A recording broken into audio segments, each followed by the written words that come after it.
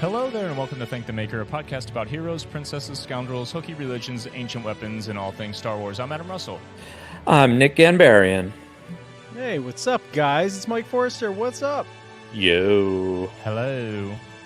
And if you're watching, you already know that we have a guest, a returning guest for the second time. Yes. Can I say friend of the pod yet? Is that cool to say? Yeah, come on. Friends. Please. Friend of the pod. I think of us as friends. I do too. We're on the same page. Everything's great. Kayte Sabicer of Tested, AdamSavage'sTested.com, and Tippett Studio. Hi. Welcome. Thank you. What you been doing since last time we talked? Maybe some Star Wars stuff. I have a Well, feeling it's something we're about to talk about. Oh. Well, gee. Well, first of You're all, correct. let's say that Kate is attending Mosh Isley, which we are getting pretty close. Are we, Nick? Are we in band? We are safely. We could say there's about 150 tickets left. Okay. And we're 2 weeks out. So We're gonna go. So, It's crunch time. Kate, we'll see you at Mosh Isley. It's gonna be amazing. Look forward to hanging. And Hell yeah. we have a lot to talk about tonight in a short amount of time. We do. I'm on tour right now. We're on tour with Yellow Card. We just played Asbury Park tonight. We're in New Jersey. And I was told we had this venue, this room until like 2 a.m., but it turns out I have to be out in 33 minutes. So a little screwed. But we're going to talk about Star Wars for the next 33 minutes. And we're going to talk specifically about Disney Gallery, The Mandalorian Season 3. And we brought Kate here because, like I said, Kate works for Phil Tippett at Tippett Studio.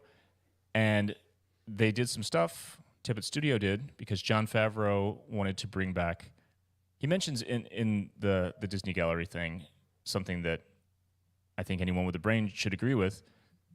So much of the aesthetic of the original trilogy can be credited to Phil Tippett's aesthetic, his work with miniatures and with stop motion.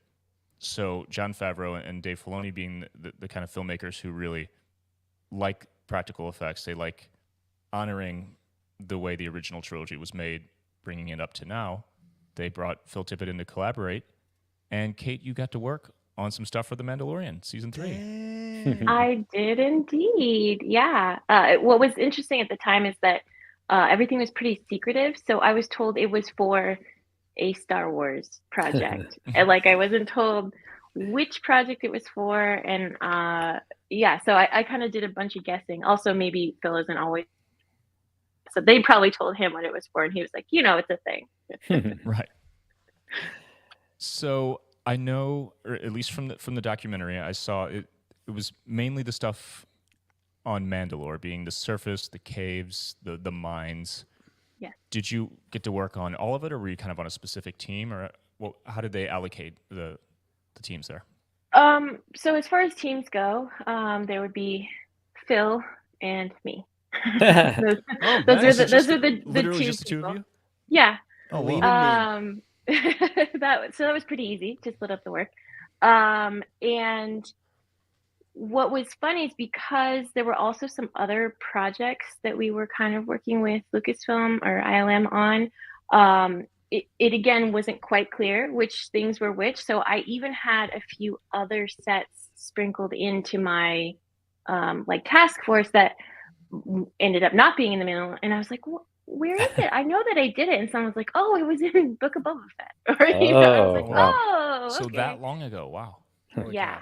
So actually the stuff that they showed in this episode, I was actually pretty early pregnant while I was doing. So I want to say that was over 2 years ago. I think it was early 2021 Wow. that we were doing that stuff. Because it was very much the way Doug Chang, the production designer, approached Phil and said, I really want you to help create the look of a lot of these things. So think of yourself as almost an honorary art director. I want to see what you would do with this. Here's some concept art for things we were thinking. Go with it. And Jon Favreau had told Phil before, I've seen Mad God, your 30-year opus project, and I love it. And I want to capture more of that feeling because it also harkens to the original trilogy. Mhm. It's so good. And Phil took that and ran with it. Every time he did something that I was like, I don't know if that really fits in like this universe. He's like, I'm in charge. They want my look. I was like, okay. It's great.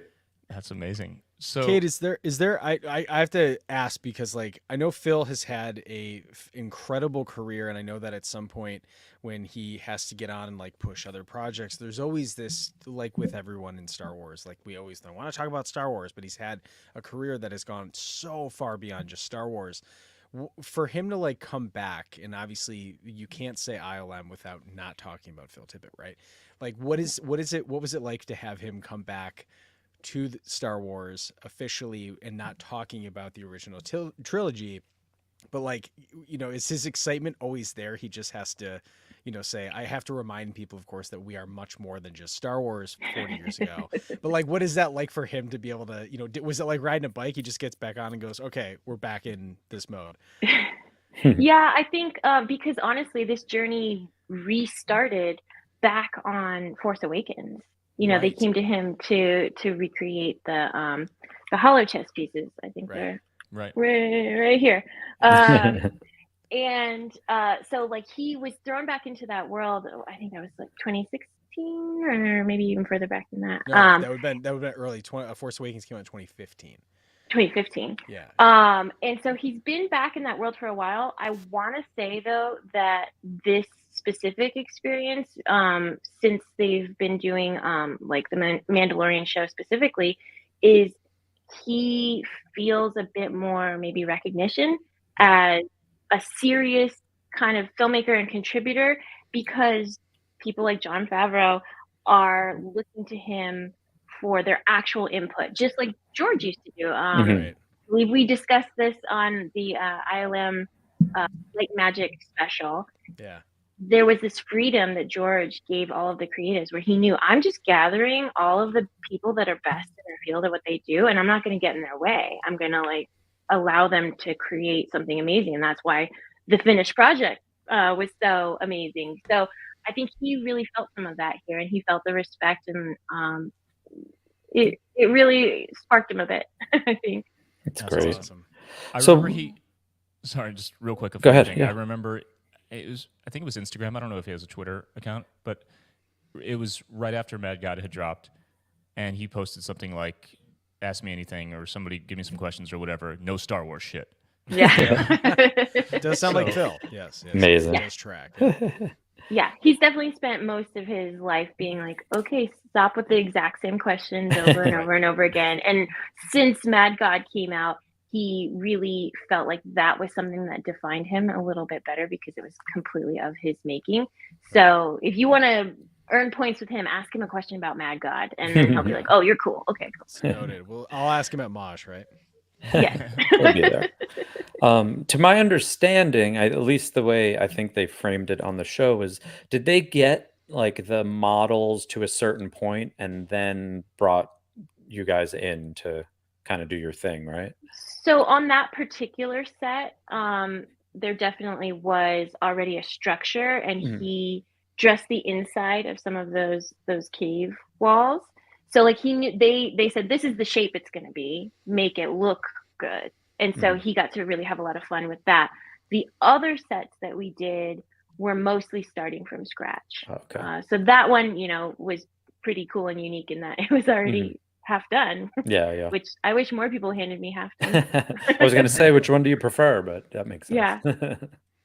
How So much? How much is there in terms of when you go from concept art and like Adam and I think at this point, Adam and I would, if Doug Chiang was like, Jon Favreau is going to be in one room, he's going to be talking about Star Wars. Doug Chiang is in the other room talking about Star Wars. Adam and I would be authentically torn on what it, for some people, incredible. sure. Like Adam and I love Doug Chiang. Yeah. Going from concept art to be able to have Phil's interpretation of it, where do you see, you know, we see the concept art and obviously at some points it gets finished enough, but like there's obviously a trust of Doug working with Phil, but then from both of your perspectives, from concept art to functional reality of what you can actually make, how close for most people who don't understand what concept art, because we see concept art in the books, and then people go, well, how come it doesn't turn out like that in the movie? Which concept art is always supposed to be cooler than what actually can be done because of, I don't know, physics, laws of physics. But most importantly, like, what does that look like for you guys to take a concept art like that and then bring it to life? Yeah. Well, and I'll say one quick note that I really love that about The Mandalorian is that you get to see the concept art in the credits of every run. And I'm like, this is wonderful because you're basically honoring a whole nother set of artists there. But so from a practical point of view, yes, there are definitely limitations. I would say probably the people that are more mad about it are like our camera and lighting department, who are like, there's no lens that exists like this, or like it's impossible to light it like this. You can't have, this in focus and this, like, people are getting a little bit more mad about that because it doesn't exist in a plane of reality. Sure. Luckily for me, I don't want to sound cocky, but one of my favorite things is to be like, I can make that. Flex on, like, that's why you get hired. If you hand me, I'm actually like staring just beyond my camera at a hanging piece of concept art from this episode that we're talking about. Nice. And there's something about it where you're like, okay, yes, this is a destroyed planet surface, and there's a bunch going on here. And if anybody has ever seen Mad God, that was what I did for 10 years. Like, oh no, something terrible happened to this once great civilization, and now it's in shambles. I'm like, I know how to do that. We've got boxes of stuff ready to just throw on this set, which we actually did with some of the stuff. That's cool. That's awesome. They talked about the trinitite, the element, not element, the substance that's made from high temperature, like something like a nuclear blast that turns something into glass. That line from Boba Fett, like, the Empire turned that planet to glass. Like, turns out that's what it really was. And we call that, they said they got some angry glass. they got some of it, had to handle it with gloves because it's literally radioactive. Did you get to see any of that in person? Did that just inspire the concept art, or what was the deal with that? So, again, I'll go back to miscommunication. We knew that there was a planet surface that was supposed to have been turned to glass. I don't think we knew what the chemical or the property was. And also, somewhere along the line, we were under the impression that it was like almost a volcano underneath. So I actually went through multiple processes of making the trinitite, but it had no green tint to it. It was fully black, and I came up with this really awesome method using this special black resin, this onyx stuff that is blacker than black and sharp as hell. After spreading it all out, spritzing it with water so that it like gets kind of brittle, and then smashing the ever-loving crap out of it into shards, and then gluing it in place so that it still looked like it fit back together. Leaving space underneath it, under this plexi, and then we set a red light under it. So if you can imagine, it basically looks like a lava flow with all of these like broken black shards on top of it. I was in love with the way it looked, only to have Doug Chang show up and go, this isn't red. Why is this red? And then you changed the LED underneath to green, and you were like, look what we did instead. See, that's assuming we used LEDs instead of the extra hot, like 5K light that was melting the plexi that was over it but it just had a gel on it. So yeah, we just changed the gel. Sure. Was that miscommunication more like them being secretive? I think it did have to do with that because they really don't give out any more information than they have to. So I think they just assumed we would get it, and then that, or somebody told Phil and he didn't care or didn't pass it along. I just watched something recently. I don't know if it may have been like an old Spielberg behind the scenes thing, or maybe it was, it could have been an episode of like I've been watching the Movie Magic series, the Discovery series from the 90s, because it's all on YouTube. I remember they were talking about lighting through. Oh no! It was somebody who built like a what do you call it? studio scale of the Falcon, right? Like the most accurate one that's been built by, just like a fan, right? And they were talking about how, before LEDs, they were lighting these things from the inside with incandescent bulbs or halogen bulbs or, things like that. And they had to like build a cooling system. Like some of the look of the Falcon with those vents on top is functional to get the air through so they didn't melt the damn thing. Oh yeah. So I thought So I've definitely fun. worked on a few projects that like, oh no, we have to stop this. The thing is melting. Oh my god, dude. Yeah. So the kind of the aesthetic of Mandalore, I thought was completely beautiful, but it was giving me it was also giving me kind of a like a Superman. Fortress of Solitude. What's his layer called? Krypton. Yeah, Fortress Fortress. of Solitude. Yeah. Do you know it? Obviously that comes from concept art. Do you know anything about the inspiration for that? They didn't talk much specifically about that in the show. Yeah, that one definitely didn't make it down to me. I assumed because maybe I'm misremembering, but I thought that there had been talk back from maybe like the TV show The Clone Wars, that there had been reference to something about like the planet being glassified. But that's as much as I've had a backstory on. Yeah, there's just something about the way those shards kind of, it's almost like, two plates came together and pushed one another up. Yeah. And it's got this kind of erupting, kind of like eruption frozen in time kind of look to it that I thought was just beautiful. Kate, can you... Not to mention the feeling of danger. Yeah. Yeah, that's true, right? The whole place looks sharp. Can you talk a little bit, I think for a lot of people who... I remember specifically sitting in 2019 in Chicago, and we get the first look at the Mandalorian, right? Jon Favreau freaks out about making the Razor Crest go through on the, John Dykstra's original process of how we got the camera to be able to line up. We're actually flying these things for the aesthetic that Adam had kind of talked about, and obviously something that Phil's like. Basically, like I said, you cannot talk ILM without talking Phil, John Dykstra, and all these guys. How important is it for our generation, us, maybe elder millennials, some of us a little older than that, to recognize how these things were made and still should be made to retain actually being able to create something now versus just strictly going in the age of AI, because I'm talking about this with so many different creative people right now about all of us are all creative people. We all make money off our creativity. How important is it for people to understand that like all of these actual physical productions that changed special effects, no way to say anything about it. How important is that for people to know how this process was done? And thank goodness for the gallery, because a lot of people might not still know to this day. Yeah. I would say selfishly almost, it's extremely important. The first thing that comes to mind is when you think about the cultures who their entire history has been passed down by word of mouth, and it's like everybody's responsibility to then pass to the next generation so that nothing is forgotten. It's the same thing with skills. And I know that, it could be considered pretty frivolous what I make with my hands.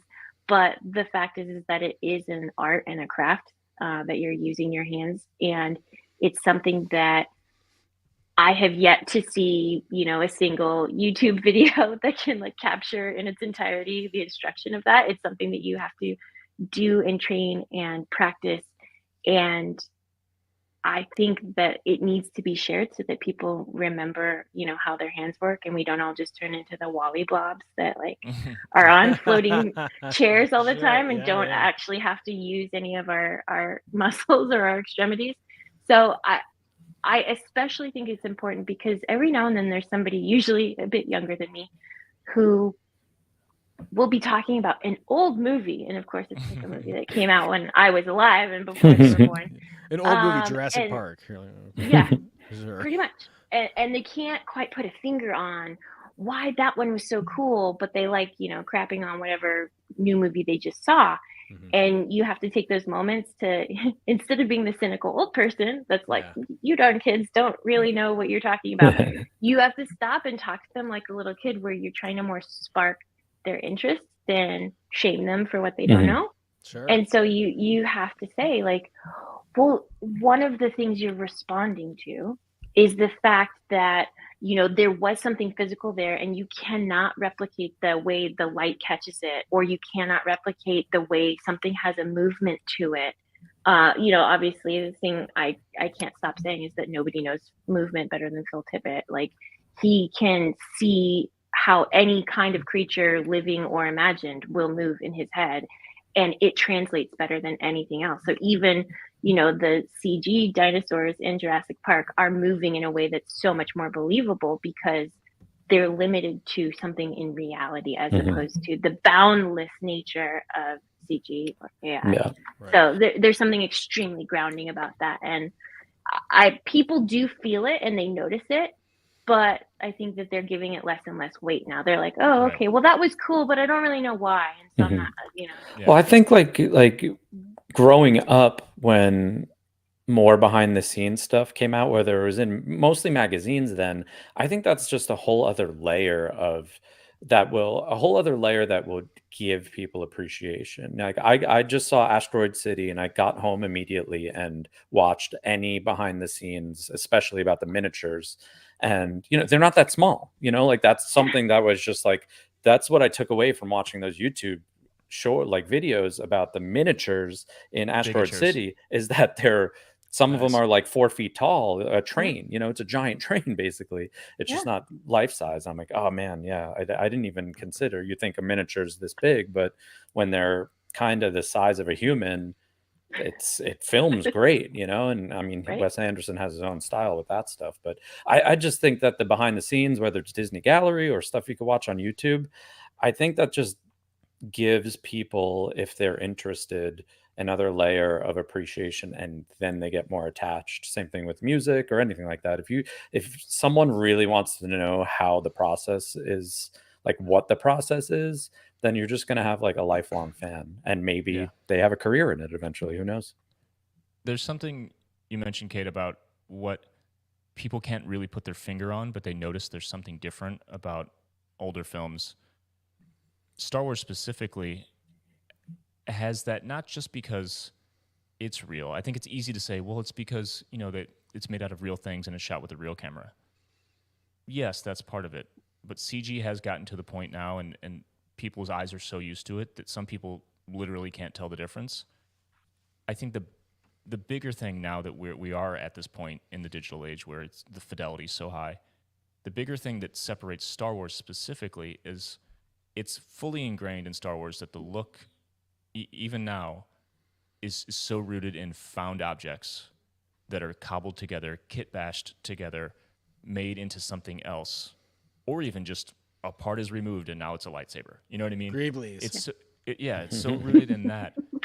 So in this process, you know, being miniatures and not so much puppets that are creatures, there's tons of junk, especially in that cave, you know, in Mandalore, where that creature is holding Din captive. How much of like the found parts and Greeblies did you and Phil bring into that? Wait, Kate, did you guys name that thing, by the way? Does it have a name yet? Oh, we did not name it. No. It's named Gary. Let's name it the Mad God on this one. Ah, that's That would so be sweet. awesome. Mad God Jr. Yeah. Yeah, I mean, almost everything that we built for he was calling them almost like concept sketches, but in real life. Like, Phil was like, I'm basically trying to design these little scenes, and so we're just doing like these proof of concept models, and then we would flesh them out to more of a finished tone. But much like everything else we do at Tippett, our shop is our store. So we would just go through shelves and shelves, or all of our boxes of old Mad God stuff in particular, old model kits to kit bash from. And then every now and then there would be like one or two things where I'm like, okay, well, I know I need, you know, this certain size of mesh, or I know I need something that is, you know, fits this specification. And so we would go out on a shopping trip for fun to try and find something. That's so fun. I'm so jealous of really anywhere outside of my boring Midwest city where there are still places you can go and find all of the cool stuff that's been used in things like Star Wars. We've got a couple cool antique shops, but it's just not the same. Like, you hear Adam Savage tell stories about dumpster diving in the 70s, and Yeah. dude, I get like goosebumps thinking about what those days were like. The stuff that before people knew what they were throwing away. Oh yeah. The kind of stuff that people could find. Well, if anybody ever comes to the Bay Area, I'll take you to this store called Urban Ore, which was definitely on Adam Savage's #1 list, and where I've gone with Phil many times. It's in Berkeley, right by Tippett Studio, Nice. and it is a glorious warehouse of crap, and you find Yes. so many treasures there. I recently just built this crazy animatronic robot that serves tacos, and its base is a bread maker that we got at Nice. Urban Ore. So Yeah. I know That we're sounds running pretty short normal on for Tippett time. Studios. I know we're running short on time, but what can you think off the top of your head is like the newest thing that you've used? Like like it's got to be like, I'm thinking like when you're dumpster diving back then, it's like metal or a toaster, but now for 20, 30 years, everything's plastic, I would assume. So Yeah. what would be like the most modern thing that you've like passed off? That's a really good question, actually. There you go. I Hard-hitting appreciate that.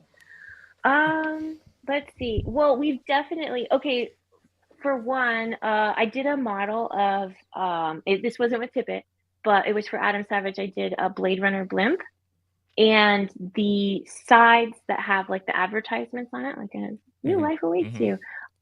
Those were digital photo frames. And so it's like the ones that like, you buy your grandma with like all the pictures of the kids to cycle on the counter. And so like we mounted those on the inside, and then I built all these frames around them. And then I actually had like real, I'm forgetting the word, the fiber optics going all around it. And so it works. You just preload it with a flash drive with the graphics inside of there, and everybody's like, those must be like iPads or something. I'm like, oh, digital photo frame. It's way more boring than grandma's that. Yeah. Yeah. I have one thing. I collect Greeblies and stuff here and there, even though I don't build stuff nearly often enough. One thing I cannot get rid of because it looks so cool and there's so many cool bits. It's all plastic, but it's an old. It's from the 80s. It's a dehydrator, like a circular with layers that are all they're almost like spoked, kind of concentric circles and spokes. The top looks so much like a droid because it's got this long kind of handle that fans out. It's got a knob, and with the sides, just because of those stacks, it's just rings, and it's just so cool looking. I'll probably never make it into a droid. Send it to Kate. She'll make a droid out of it. Come on. Come on. I'll put it in the bus. We'll bring it out in the fall. There we go. Sweet. And drop it off. One more thing, talking about the past and the present, and now kind of bringing the two together, especially like Jon Favreau and Dave Filoni like to do. They mentioned taking the miniatures, photo scanning them, and then using photogrammetry to map those textures on their CG models. Did you get to see any of that or participate in that process, or did you and Phil just kind of hand off what you did? We pretty much handed off most of them. There was a day when it was cool because again, they give us so much freedom. So they sort of just said, here's the concept art. We want, 5 sets. And then they just went away, and they showed up one day and it was like, okay, ta-da, let us show you what we have behind this door. And so we like walked them through each of the sets, which that's where obviously some of those miscommunication things, maybe if we had been more in touch, we would have, made the changes before we showed them. But what was cool is they allowed us to go back and make a bunch of changes so that it all fit. But I want to say the scene that they showed photos from in this episode of the sort of wasteland, and you could see my crew with the finished set, that they shot at least part of at Tippett Studio. So like we built it, we set it up, and then I think I was on maternity leave when they actually shot it. But that was pretty cool, and they did that more in-house. But I actually would like to see it. For some reason in my head, I understand the concept of photogrammetry, but in my head, when they do it, they have to put it inside like an MRI machine or something for this very like technical thing. Yeah. Dude, what's funny is now that kind of thing is, for most people, something you can really do It's legitimately handheld, with an iPhone. Yeah. You know, I have an app called, I don't know what it's called now. I don't know what it's called. I do, just not at this moment. But No free promo on this show. right, you got to pay for it. Last time I was at Galaxy's Edge, I was photo scanning stuff all over the place, and there's a community you can upload it to. Polycam is the name of it. Cool. They use it. Corridor Crew uses it for all kinds of stuff. And you know, I'm just like holding a blue milk in one hand and doing it with the other, so it's really hacky. But it looks so good, and it's the kind of stuff that I'm just doing for fun and for reference because you know I want to build stuff in my house. But I mean, the technology is just so small and simple now, relatively speaking. I imagine, I mean, they could have done it with a phone. I wouldn't be surprised if I saw a behind the scenes thing in your shop with a person with just an iPhone. Honestly, probably, yeah. Kate, is the model still like, do you guys have the model still, or is that in the archives now? That's gone. That's a good question.